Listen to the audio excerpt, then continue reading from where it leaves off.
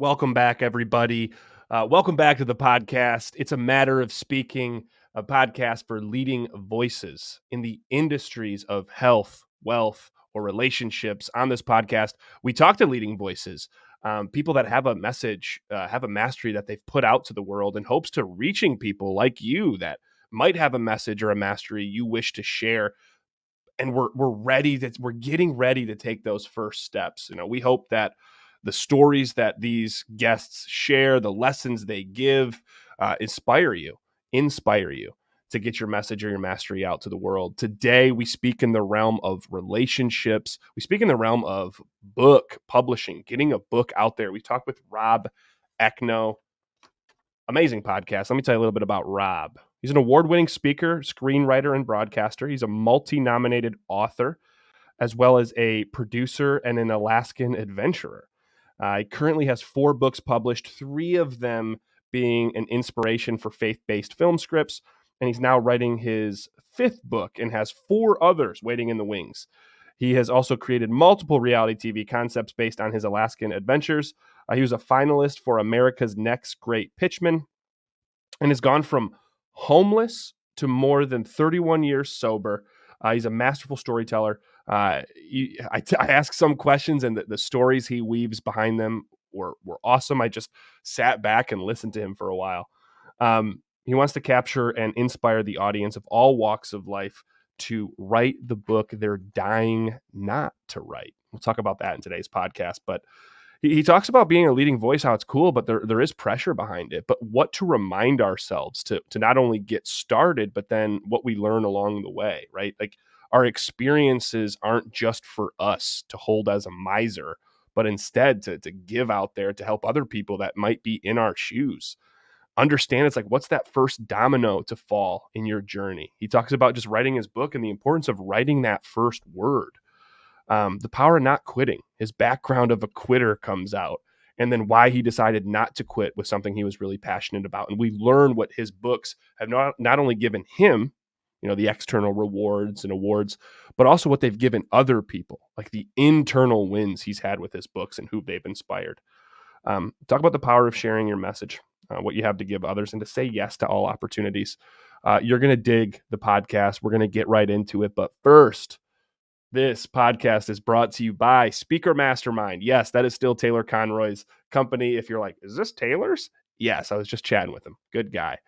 Over the last 8 years, this company has made it a mission to help its coaching and consulting clients get their authentic message out to the world in hopes of reaching their own desired audience through the power of speaking and business building. With over 650 clients landing a TEDx talk, hundreds more speaking on virtual and physical stages around the world, Speaker Mastermind has perfected the art of delivering a top-tier message. You're going to hear about Rob's message here today, going through our speaker programs.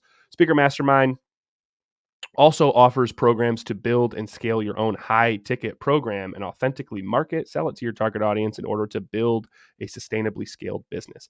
If you got a message in your mind, mastery in your heart, you're wanting to get it out there, and you're like, I just need some help. I just need some frameworks. I just need some coaching. There are links in the description below, webinars from Taylor and the rest of our team. You can chat. You can get on a breakthrough call with one of our strategists. It's completely free. Maybe what we have is for you. Maybe it's not. Click the links in the description below. That being said, let's pass it over to me and Rob. Hope you like today's episode. What's up, everybody? Welcome back to the podcast, episode 24. We're going to be talking in the realm of relationships today. We're going to be talking about writing books today, the book you're dying not to write today. We're going to take a different structure today. And today I'm joined by none other than Rob Ekno. Rob, welcome. Dylan, great to be here. Thanks for having me on. Not a problem. And you're going to be episode 20. We had some complications. We're now episode 24. I think it's going to work for the best. I always like to start these interviews, Rob, with the question of what does it mean to be a thought leader to you? However, we've changed it these last couple of weeks because what I was hearing from people is like, it's more than just a thought. You're a voice in the industry. You have done 4 books, about to do your 5th. 3 of those 4 books were inspirations for faith-based films. Yes. You've done a lot. You've put your voice out there. So for you, what does it mean to be a leading voice in the industry? Well, it's pretty cool, but it also puts a lot of pressure on you, Mhm. right? And not necessarily on me from the world, but for myself, Mhm. right? It's like I have this standard now. Like I was a guy that got a D in high school English, and really, Dylan, I got an F. But the teachers got together and decided if we hold this guy back because he doesn't know Shakespeare, is that really going to do good for mankind throughout the rest of his life? So they gave me a D so I could pass. Then I became a homeless junkie, which I now have over 31 years of sobriety. But so Congratulations. now, thank you. So you got this guy who never dreamed of ever writing anything in his life, right? You know, you're out there trying to just get a quarter to buy a bag of Doritos or something just to survive on the streets before I finally got sober. Never, ever in my life did I ever expect to be writing anything. But once I got sober, all of a sudden, all of these signs from the universe, call it God, the universe, whatever you want, I just kept getting pounded over the head, which is what I found that so many other people do, right? So, but for some reason, eventually I got to a point where I actually wrote that first word of the book that I was dying not to write. Mm. And now that I've written 4 books and published, so the very last book that I published has won the 2024. I'm a faith-based author, so it just won the 2024 gold medal in the Christian Book Awards in Northern Virginia for adult nonfiction. And then the book Cruising Toward Heaven, my first one, was a finalist in one of the contests. Out of 1,000 entries, I was one of 6 finalists. But then recently, it won the 2024 International Impact Book Award for addiction and recovery. This book is actually my life's testimony from homeless junkie to being where I am now. So there you go. So and a couple other books that I wrote. And so now I feel an obligation to answer your question more directly, to really make sure that when I see somebody and I'm talking to somebody and I hear them telling me all these great stories, that I say, hey, when are you going to write your book? Hmm. And because the thing, Dylan, is this: writing our book or starting our business or climbing that mountain you always wanted to climb, whatever it may be that you've just put off for year after year, and every time you sit down to do it or you go to buy the hiking poles or whatever, something stops you. Mm-hmm. But writing, what I've learned about, Dylan, is a greater calling than Rob thinking that I've got a story to tell. I've got a story to tell and experiences to tell because they can help another human being. Mm. And my failure to write the story or start the business or have the experience of exploring the great nature of our country or the world, I deny allowing those experiences to be shared with others who are probably doing the same thing as I am, just procrastinating for some unknown reason. They just can't break those chains. Hmm. And so you mentioned the book You're Dying Not to Write, which is what brought us together. Yeah. I was honored over the past year to enter a national speaking competition with Thought Leader. Mm-hmm. And through our 12-week sessions, I came up with this idea called the book You're Dying Not to Write, right? A little pun on the book You're Dying to Write.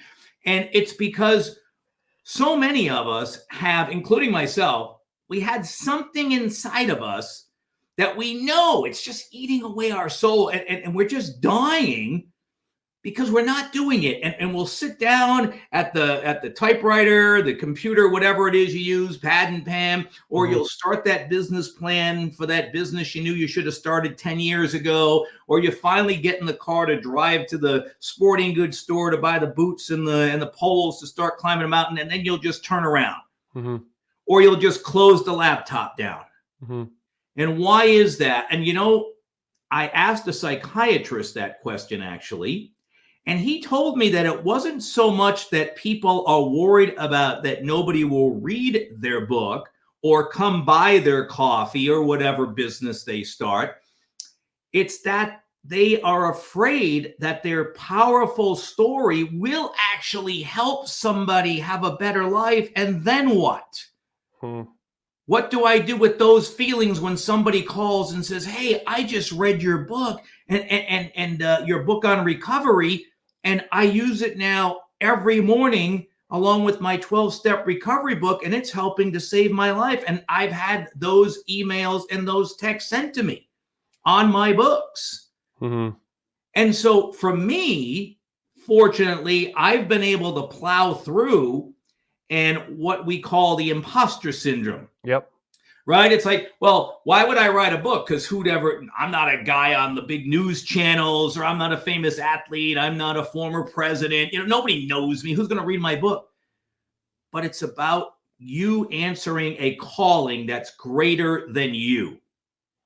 I had to answer a calling greater than me by finally sitting down, throwing away all the excuses. Who's going to read it? Why would they want to read it? All those great stories I keep telling myself, well, maybe they're not as great as I think all this stuff that happens when you go down to type that first word, I've been able to push aside. And like you said, now I have 4 books. My 5th is being written. My 6th is half written. And I have at least a minimum of 3 more after that. Yeah, 9 total I saw as I was looking. That's amazing. Yeah. And you and I have talked offline or off recording here where I told you my background is with selfpublishing.com before I came here to Speaker Mastermind. And you hear it often from people that want to write a book. Mm-hmm. They say, I want to be the book that I wish I had in the past. And I think there's something there. It's like, we're not all like, our story or our lessons aren't always just unique to us. There's a good chance they can help somebody else out there. Right. But like you were saying, I'm actually curious with this. You're like, it's a lot of pressure, right? It's like, you said it's cool, but it's a lot of pressure. You also said you were able to kind of put some stuff to the side, all the things that could get in the way.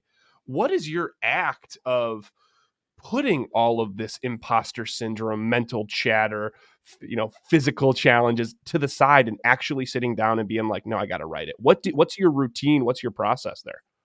So for me, for my process, and this, you develop this over, one book after another, but, my goal today in speaking with you would hopefully to be that at least one person watching us today, Dylan, we're talking to you, that person. Yes, we're talking to you. Exactly. Talking to you. And if you're the one, it already in your heart, right? Dylan and I really don't need to inspire you to do anything today. You already know it. Maybe this is just the conversation that we're having that's going to send you over the edge.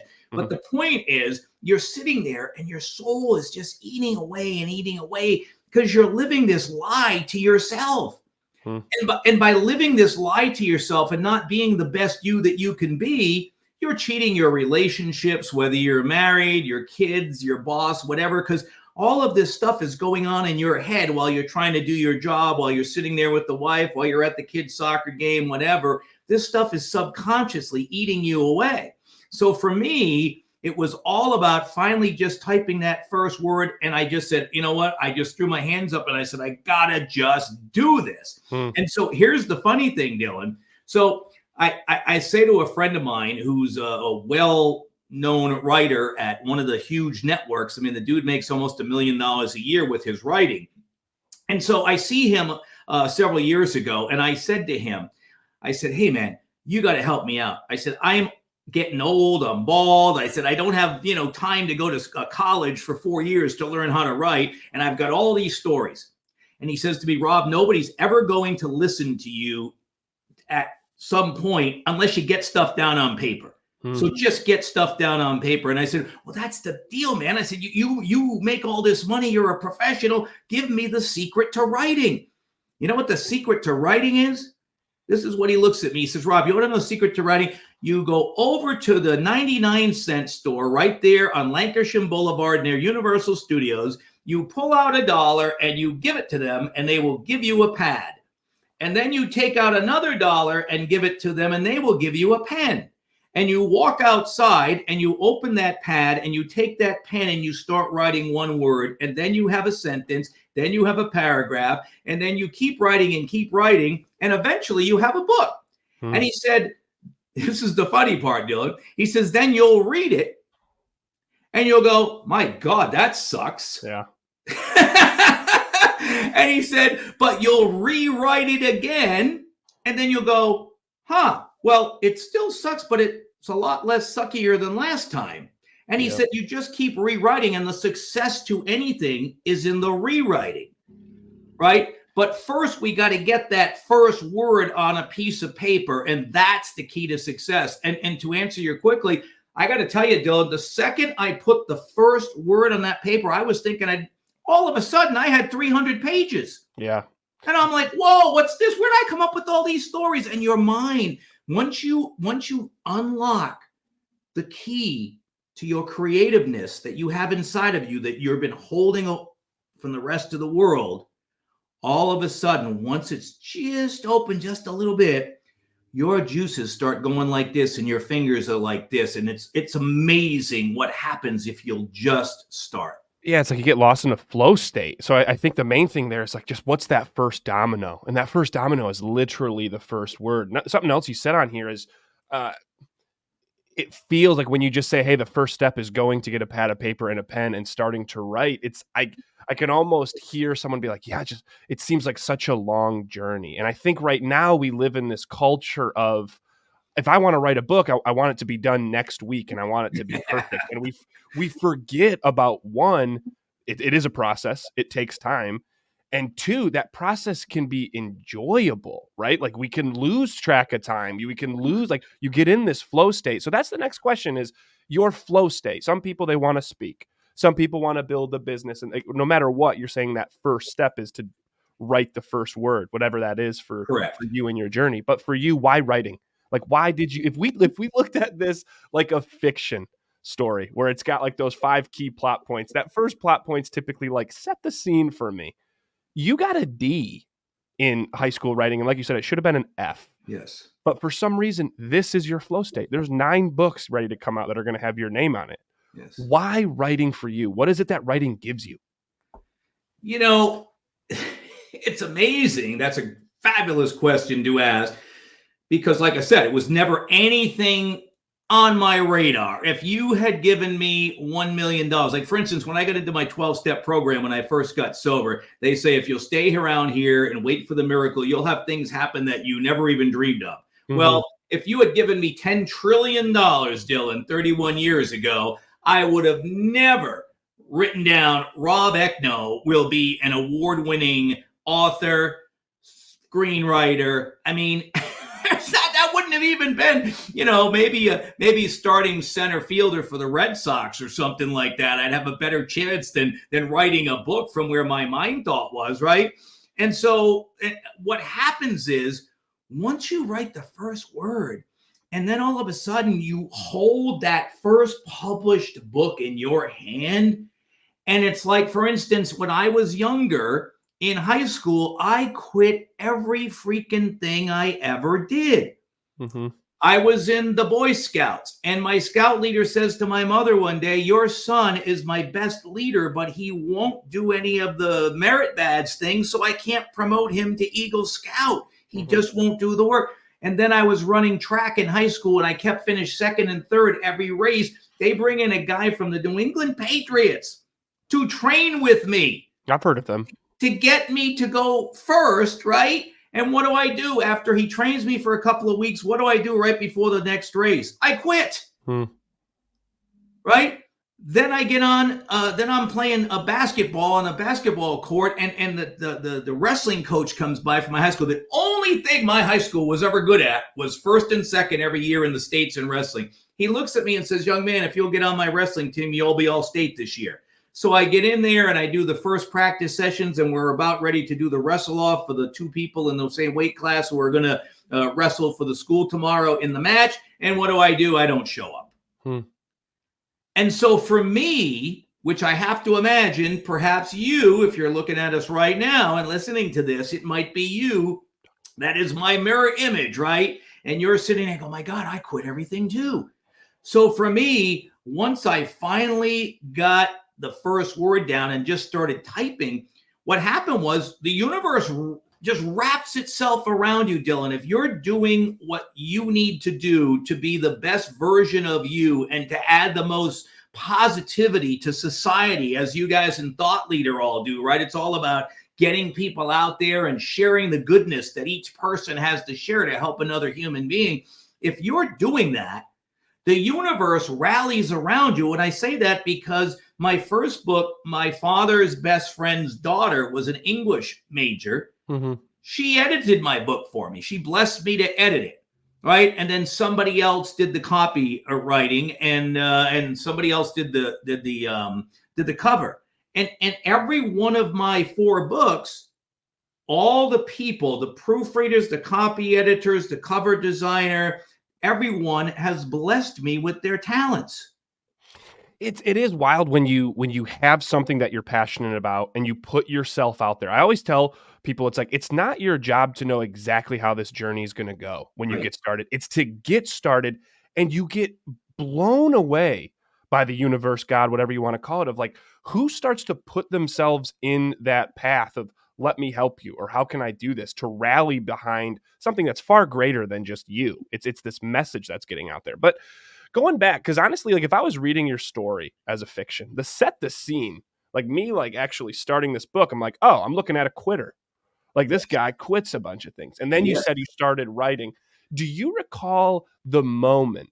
This would be the inciting incident in a book where, like, that's the hero can never turn back. And it's like, for you, it's like, you never turn back. I'm a writer now. Do you recall the moment where you're like, no, I want to be a writer, or I want to write this first book?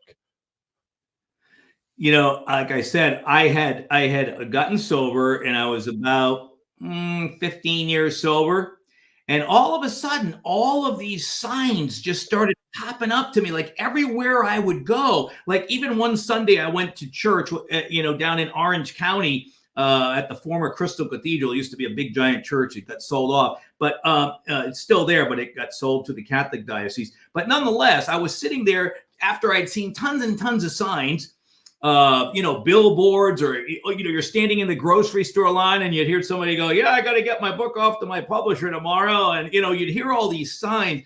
And then this little old lady, like 80 years old, I was sitting there when I was married at the time, and I'm sitting there at a table, beautiful Sunday afternoon. And this little old lady comes walking over. She says, do you mind if I join you? She said, I don't see any other seats here. I said, no, please, please. She goes, I said, boy, you look very happy. And she says, yeah, I'm totally excited. She goes, my book's going to my publisher tomorrow. And I'm like, what?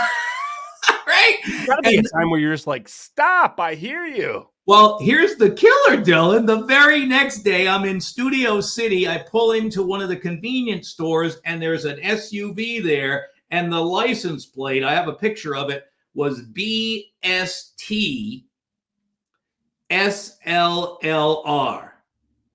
Bestseller. Oh man, it took me a minute. I love it. Okay, I get it. And so I just got I had an old computer at the time, and I just sat down and just started typing, and all of a sudden started flowing. And then my editor had to cut out like half of, I think I didn't have any stories to tell, and my editor's cutting half of them out because it was too big. Yeah, we always used to tell people, it's like, I'd rather write too much and we know what to take out than not write enough and we don't know what to add to it, right?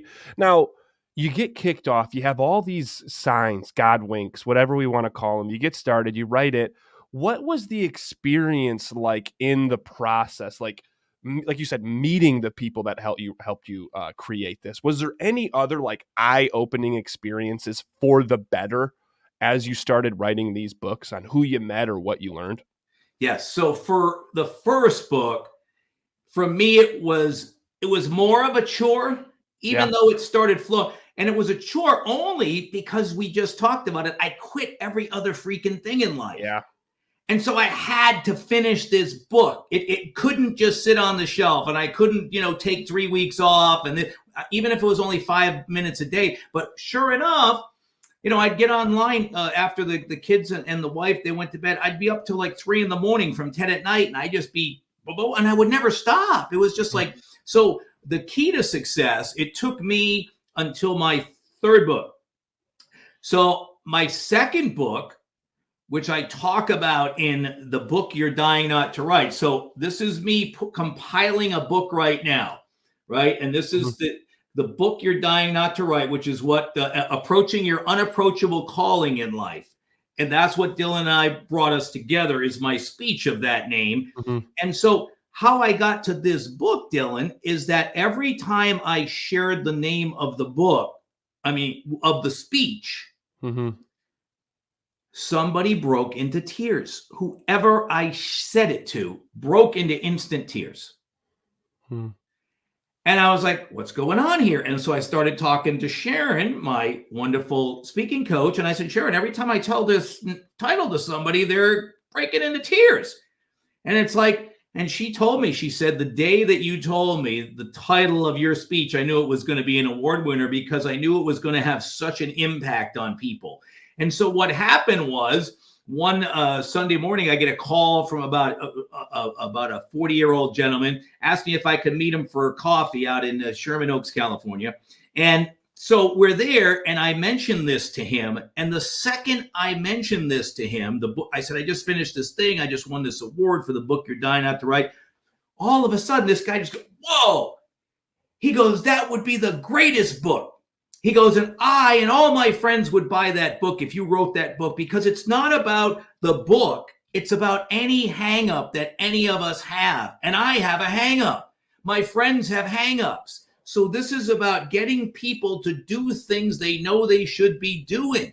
And the funny thing is, the day before, Dylan, I had called a 62-year-old gentleman, a wonderful friend of mine, and I was telling him about this. And again, the second I told him the title, instantly it felt like he just crashed to the floor on the other side of the phone, and he broke into tears.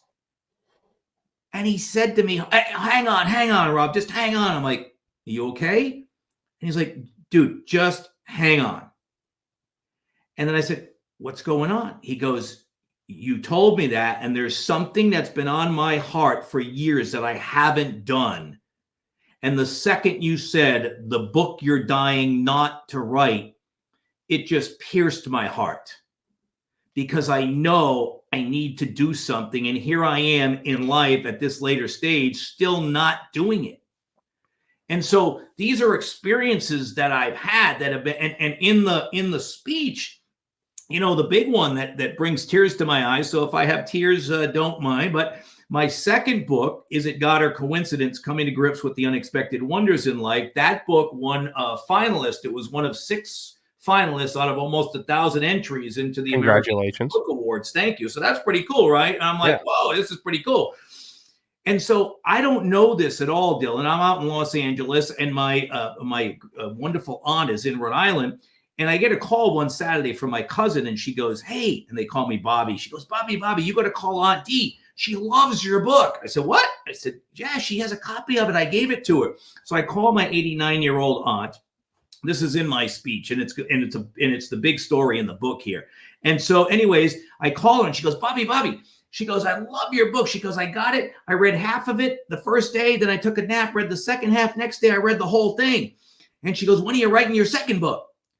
Well, my aunt all of a sudden gets diagnosed with terminal cancer, and she's 89. So the 3 kids, adult grown-up kids, decided we're not going to put her through chemo and all this stuff. She's 90. My dad passed, a while back. Let's let her go be with dad. They've been together for 60 years. Anyways, I get to see her the day before she passes. I was in Rhode Island. I get to see her. She's lying in bed, and her daughter-in-law looks at me, Dylan, and she points to the coffee table, and she said, you see that? That's your book.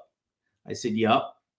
She said, your aunt read your book every single day up until about 2 weeks ago, before she got really sick, for the last year of her life. She said, you have no idea how much joy you brought into her life with that book. And right then, I was a best-selling author. Yeah. I didn't have to sell one other book. The purpose of me writing the book, and by George, I've had tons of people that have had similar experiences and call me, text me. You can see the reviews online and stuff like that. But that moment, I just broke into tears. And that is one of the stories in the book You're Dying Not to Write, the speech I did.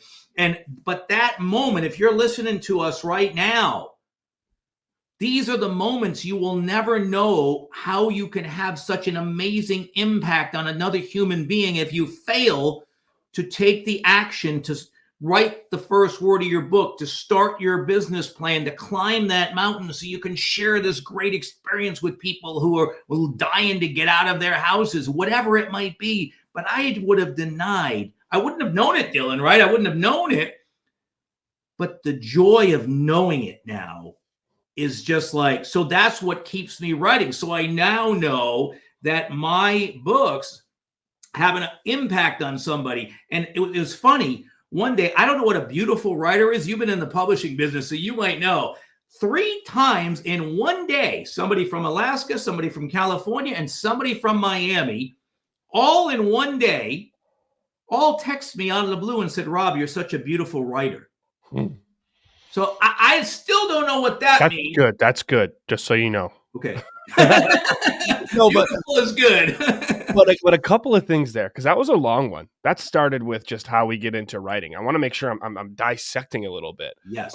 We had when I was in the publishing industry, we did a event where John Maxwell spoke at. A lot of people know John Maxwell, his books, where people could go ask him questions. We had an open Q&A, and he starts to get the typical questions we answer. But one of them from somebody said, hey, like, I'm writing my first book. He's like, what are your thoughts? How do you know you're ready? What should I add to my first book? And John Maxwell goes, I'd just publish it. He's like, I would just get your first book out there. There's it's probably not going to be any good. And that was it. Like, a guy that's had so much success in writing, he's like, just get the first one out there. It's probably not going to be good, but you will get better. If your first book is the best book, that would kind of be the kiss of death, because you're always chasing that again, right? But it's what I'm hearing from you. It's this act of getting started.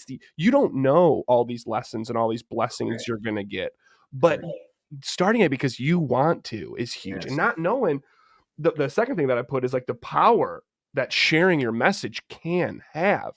You're a bestseller just hearing that from your aunt's kid, your cousin. Oof, yes. So you're kind of filling in the pieces of your story as I look at it. I understand that set the scene. I understand that inciting incident of all these winks and these hints from the universe to get started. I understand who you're meeting in the process. And honestly, it's almost like we skip to the end, and I understand the blessings that you have. But let's ask the tough question, because I want to get towards the end of this interview where we talk about the uncomfort zone, right? Like, it's not always amazing. Like, what were some of the big challenges in your journey? What were some of the big uncomfortable moments in your journey of writing? Because it can't always be rosebuds and flower petals. So can I shock you? No, please don't. Yeah, you can fucking shock me. 100% honest. Once I started typing the first word, the universe rallied around me on every single book that I've published so far.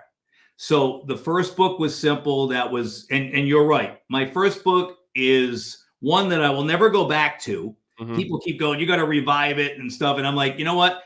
All my other books are moving forward on a journey, on a very positive path upward. So I'm not going to go backwards and revive something when I still have, like 6 or 7 books still to write that I already have tons of stories for. And every day I get more stories. One of the greatest things that I can tell you, if you're somebody who's thinking about writing a book, grab your cell phone and have the voice recorder right there. And whether you're,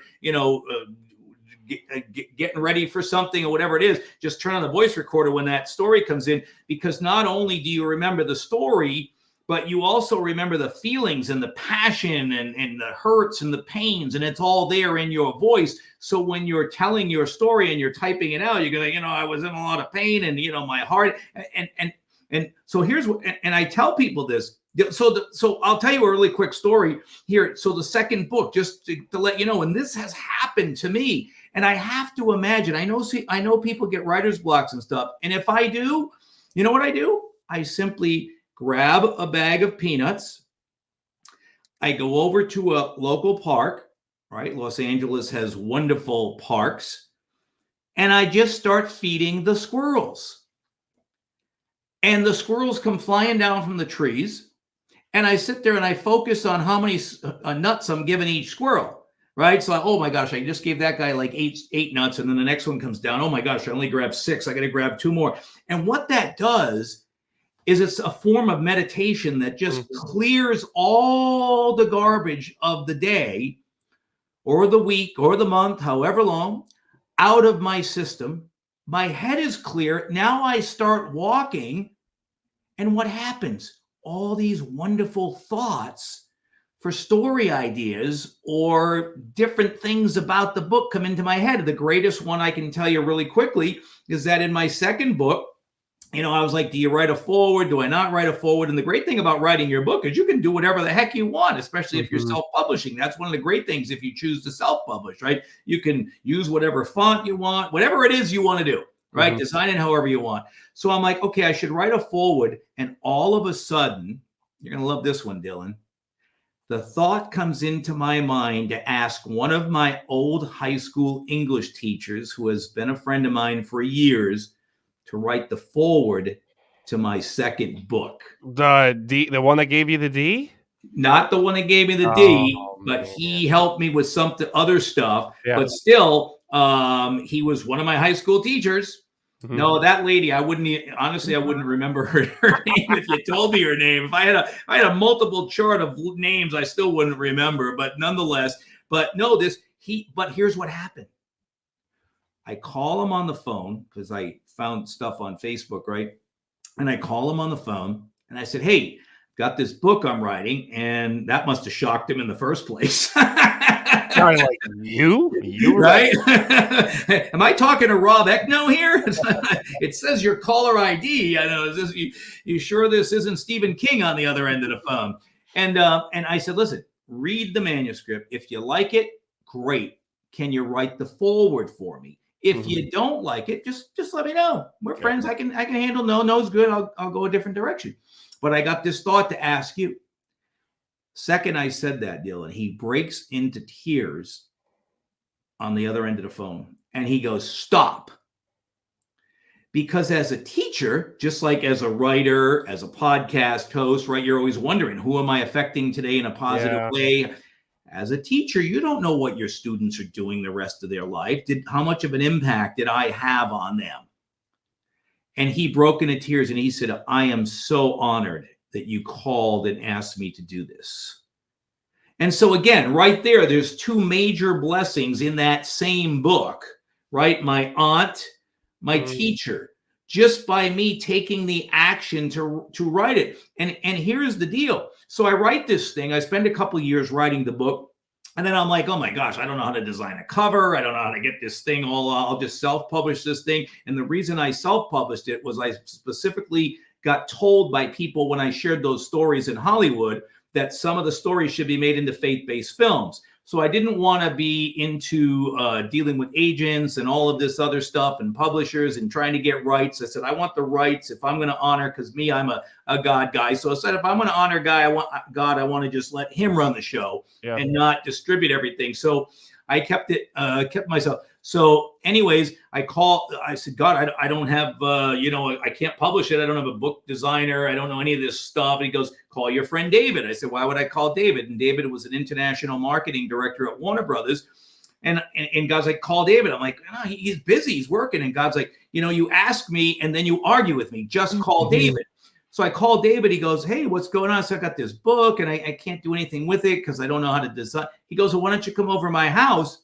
Let me see if I can help you. I'm pretty good at that stuff. Not great, but pretty good. And he goes, I just happened to have gotten laid off yesterday from Warner Brothers. They laid off 200 people and I was one of them. So I've got free time now.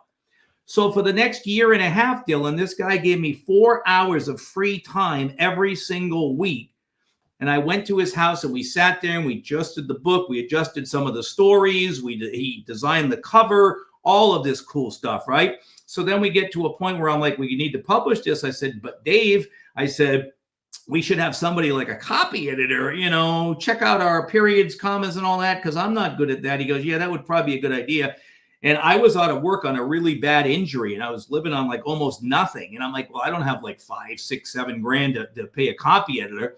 So I'm standing outside my old apartment near Universal Studios and my neighbor comes out And she's talking to me and she goes, "What, you look kind of bummed." I said, "Yeah, I got this book. I've been working really hard on it." And I go, "But I can't publish it." And she goes, "Why not?" I said, "Because I don't have money to pay a copy editor." And she looks at me, Dylan, and says, "Why don't you just give it to me?"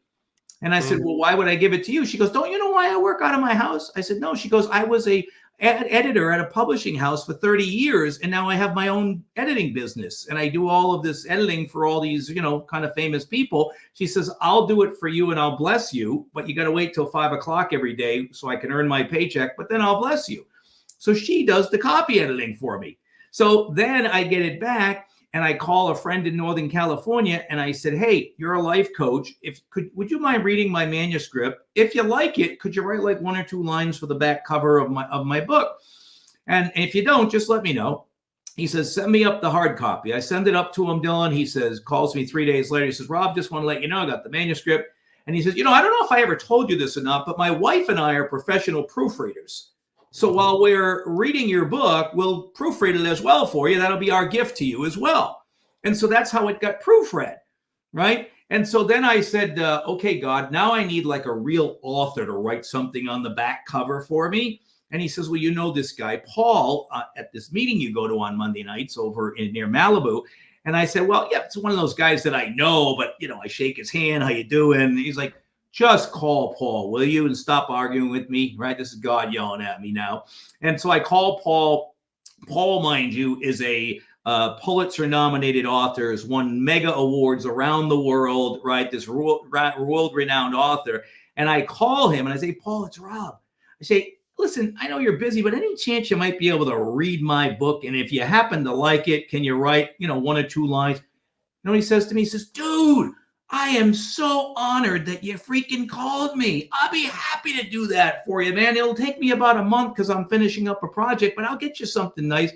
Dylan, if you read the back of the book, there's an 8-line paragraph that he wrote, really awesome, and compared my book to Conversations with God, Neil Donald Walsh, and also Awakening by Dan Wakefield. I got the feeling of Neil Donald Walsh, Conversations with God, as you were talking. And it's crazy because the question that I asked to start this were, what are some of the challenges? And you're like, man, it's just the people I ran into, it's hard to find challenges. But before we get to the last question of today, because we're wrapping up with time, Yep. I want to tell you what I heard in that response. I actually heard a couple of challenges. The fact that it's like the first book wasn't great. You actually had a couple of people say you need to revise that first book. There's times you hit writer's block. Those are what some people could look at as mountains. Sure. That you look as molehills along the journey because you're living into this moment, right? Like having someone come up to me, and I've had it before, of like, "Man, well, how about that first book? Would you rewrite it?" Sometimes that can feel crushing.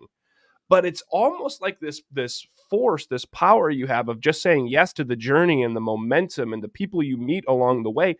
It overshadows that. Yes. And I think a lot of people don't think of that. They don't think of, like, when they're getting started, that actually the good moments are going to outweigh the bad, which is the same for me. If you look at my first book, I tell people, I'm like, don't worry about reading my first book, but it's led to the comics that we're creating for young kids now. And I love these, right? Awesome. You showed books I had to. Yes. Here's the last question, though, because typically I ask the last 3 questions. Why did you decide to get uncomfortable? You answered that. You're getting all these winks of like, you got to do this. You got to do this. And you just wrote the first book.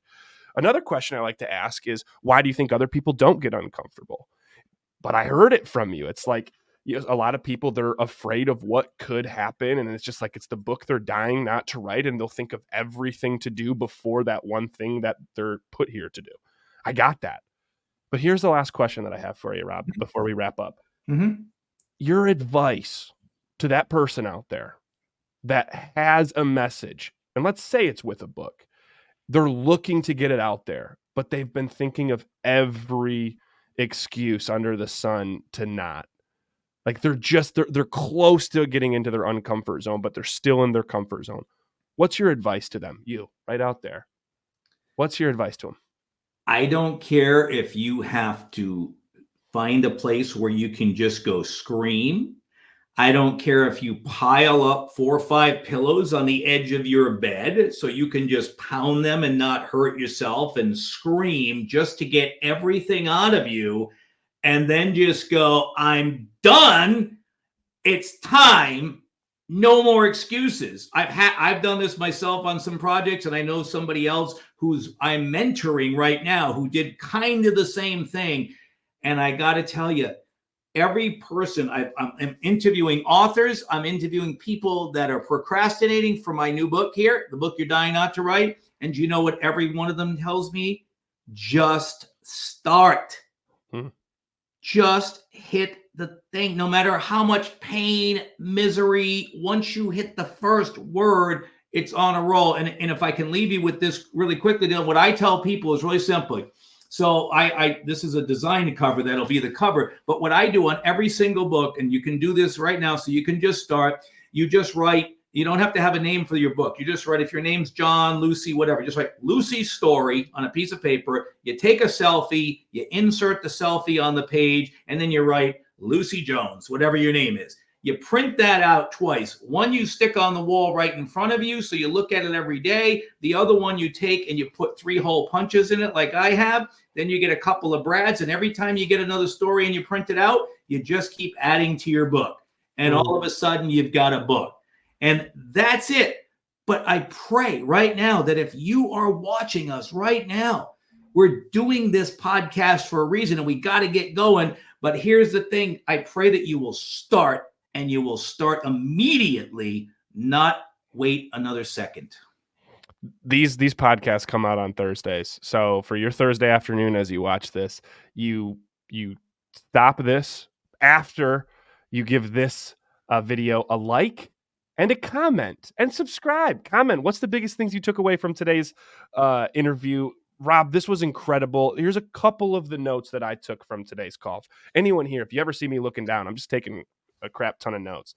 Being a leading voice in the industry is cool, but there could be a lot of pressure that comes with it. But remember that the experiences that we have in our life are meant not just for us to hold selfishly, but they can help other people, whether that's done through a business, through a book, through a blog, through a podcast. You talk about just think of the first domino that needs to fall. The importance of just getting started, you talked about at the end. The power of not quitting. Do it, start it, keep it going. You don't know who you're going to meet. And the power of sharing your messages and what it's going to have on other people. Really remember that, even like you said, even if it was just your aunt and your aunt's kid that took something from it, that was powerful enough for you for what you're looking to do. Get everything. And this is the last thing. If we're stuck, if you feel frustrated, get it all out. Scream, break things, yell, draw, just get it out, but then make a decision to get started and then say yes to the opportunities that come after it. Your journey is incredible, Rob. I'm so excited for the rest of your books to come out. Our journey has been extremely fun. And if you're following our journey, not only like and comment below, but we'll see you next week. Make sure you tune in to A Matter of Speaking podcast, a podcast for leading voices. We appreciate you all. And Rob, we appreciate you for your time, my friend. It's been such a blessing. Thank you, Dylan.